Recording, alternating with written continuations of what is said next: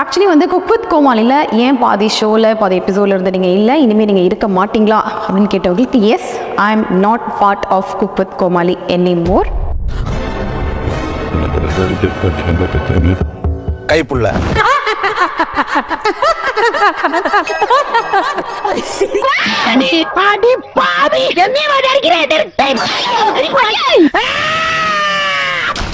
VJ Manimegalai cook with கோமாளியை விட்டு போயிட்டாங்க.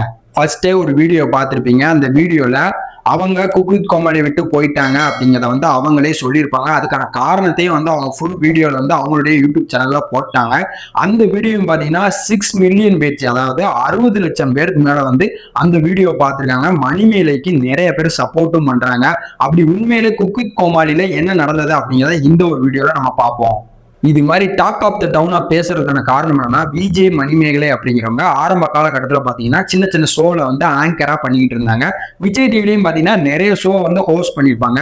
இந்த மாதிரி இவங்க வந்து இவங்களுடைய லைஃபை ஸ்டார்ட் பண்ணி போயிட்டு இருக்கும்போது ஒரு டயத்துல CWC, அதாவது குக் வித் கோமாளி அப்படிங்கிற ஒரு ஷோல இருந்து இவங்க கோமாளிக்கு வந்து கூப்பிட்டுருந்தாங்க. இவங்களும் பார்த்தீங்கன்னா சீசன் 1ல இருந்து சீசன் 4 வரைக்கும் கோமாளியா தான் அந்த ஒரு செட்ல இருந்தாங்க. சடனா பார்த்தீங்கன்னா சீசன் 5ல இவங்களுக்கு ஆங்கரிங் வாய்ப்பு கிடைக்குது.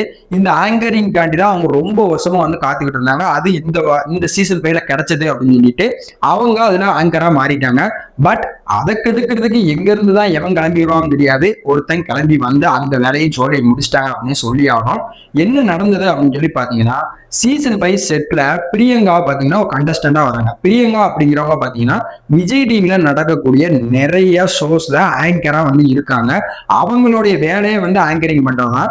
சடனா பாத்தீங்கன்னா பிக் பாஸ்குள்ள போனாங்க. அங்கேயும் பாத்தீங்கன்னா ஆங்கரிங் பண்ற மாதிரி நிறைய பேர்த்த வந்து ரூடா வந்து பிஹேவ் பண்ணிட்டு இருந்தாங்க.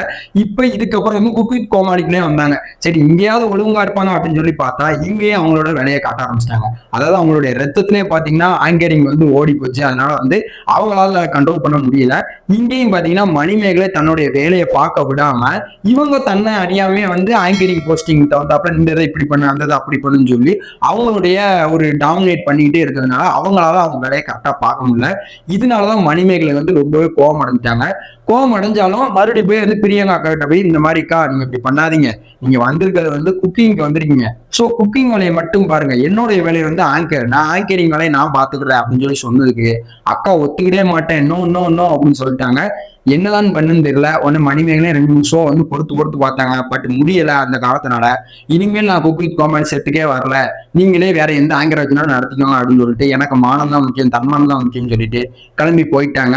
ஏன்னா ஒரு ஆளுடைய வேலைக்குள்ள இன்னொருத்தவங்க போய் டிஸ்டர்ப் பண்ணும்போது அவங்கள அறியாம அவங்களுக்கு கண்டிப்பா வந்து கோபமும் ஆதங்கமும் இருக்கும். அந்த தான் வந்து நம்ம மணிமேகலை வந்து காட்டிட்டாங்க. நிறைய பேர் வந்து அவங்களுடைய ஆதரவை மணிமேகலைக்கு வந்து காட்டிக்கிட்டு இருக்காங்க. என்னைய பொறுத்தளவுக்கு இங்க நடந்த ஒரு பிரச்சனையை நம்ம கண்ணால பார்க்கல.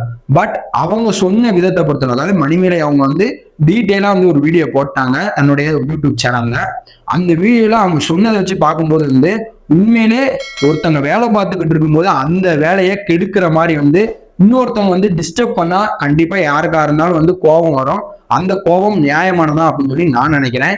அது மட்டும் கிடையாது, பிரியங்கா வந்து இந்த ஷோவை பொறுத்தளவுக்கு அவங்க வந்து ஒரு கண்டஸ்டன்ட், ஒரு குக்கா வந்திருக்காங்க. ஸோ அவங்க வேலை என்னமோ அதை மட்டும் அவங்க பார்த்துருந்துருக்கலாம். அதை விட்டுட்டு அவங்கள அறியாம அவங்க ரத்தத்திலையும் நாடினையும் ஊறி போன ஆங்கரிங்க காட்டினது ரொம்ப தப்பு தான். பட் இருந்தாலும் இவங்க போய் மறுபடியும் பேசினப்பயாவது அவங்க புரிஞ்சுக்கிட்டு சரிம்மா நீ உன் வேலையை பாரு, நான் என் வேலையை பார்க்குறேன் அப்படின்னு சொல்லி ஒதுங்கி இருக்கலாம். அதை விட்டுட்டு இது இந்த டாபிக்கா இவ்வளவு பெரிய கான்ட்ரவர்சி டாபிக்கா வேர்ல்டு ஃபுல்லா பேச வச்சது ரொம்ப மோசமான விஷயம் தான் அப்படின்னு நான் நினைக்கிறேன். பட் இந்த மாதிரி விஷயங்கள் வந்து எல்லா இடத்துலயும் நடந்துகிட்டு இருக்குங்க, இங்க மட்டும் கிடையாது. தெரியாம நிறைய இடத்துல நடந்துட்டு இருக்கு. ஒருத்தன் வளர்ந்து வந்துடக்கூடாது அப்படிங்கிறதுக்காக கீழே இருக்கவங்க எல்லாம் போட்டு மிதின்னு மிதிப்பாங்க. அதே தான் இங்கேயும் செஞ்சிருக்காங்க.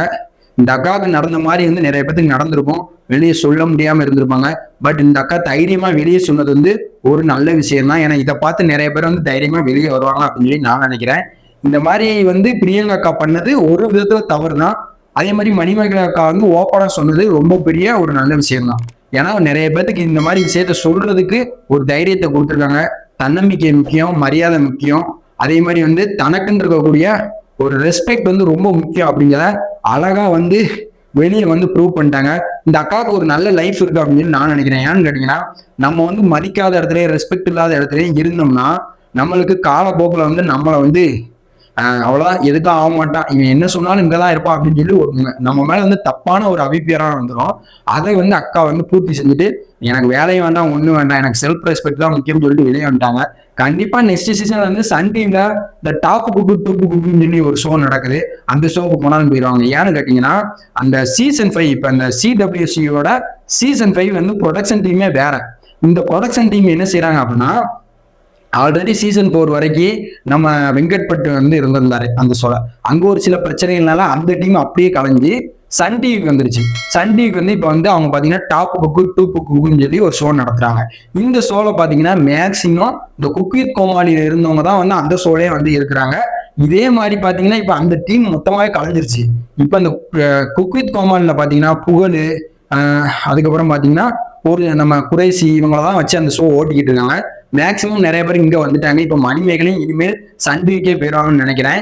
அதுக்கப்புறம் பாத்தீங்கன்னா நம்ம புகழ் கூட மணிமேகலை தான் சப்போர்ட் பண்ணியிருக்காங்க. இந்த மாதிரி வந்து ஒரு பிரச்சனை நடந்துகிட்டு இருந்துச்சு. நாங்க வந்து டீ குடிக்க போயிருந்தோம். போயிட்டு வந்ததுக்கு அப்புறம் கேட்டா இந்த மாதிரி பிரியங்கா அக்காட்ட போய் நம்ம மணிமேகலை வந்து சொல்லியிருக்காங்க, இந்த மாதிரி டிஸ்டர்ப் பண்ணாதீங்கக்கா, ஓட வராதுங்கன்னு சொன்னதுக்கு அவங்க அப்படிதான் பண்ணுவா இப்படிதான் பண்ணணும்னு சொல்லி பிரச்சனை ஆகிட்டாங்க. ஆல்ரெடி மணிமேகலை வந்து அந்த பிரச்சனை பத்தி பேசியிருந்தாங்க. பிரியங்கா அக்காக்கிட்டே நான் போய் பேசினேன், மணிமேகலையும் பேசினேன், ரெண்டு பேருமே கேட்கல அப்படின்னு சொல்லி புகழ் வந்து அங்க நடந்த விஷயத்த வந்து ஓப்பனா சொல்லிட்டாரு. இதெல்லாம் வச்சு பார்க்கும்போது மணிமேகலை மேல எந்த தப்பும் இல்லை. அவங்க வேலையை அவங்க டிஸ்டர்ப் பண்ணதுனாலதான் அவங்களுக்கு அங்க ரெஸ்பெக்ட் இல்லை அப்படிங்கிறதுக்காக அவங்க அதை விட்டு வெளியே வந்துட்டாங்க. பட் இங்க நிறைய பேர் வந்து மணிமேகலை மேலேயும் தப்பு சொல்றாங்க, பிரியங்கா மேலேயும் தப்பு சொல்றாங்க. அங்க என்ன நடந்தது அப்படிங்கிறது தெரியல. கேட்டதை வச்சும் நம்ம பார்த்ததை வச்சும் தெரிஞ்சது இவ்வளவுதான் இந்த வீடியோல நான் சொல்ல முடியும். உங்களுடைய கருத்து என்ன அப்படிங்கிறத மறக்காம வீடியோடைய கமெண்ட்ல சொல்லிருங்க. இந்த வீடியோ பிடிச்சிருந்துச்சோம்னா லைக் பண்ணி ஷேர் பண்ணி சேனலை சப்ஸ்கிரைப் பண்ணிருங்க.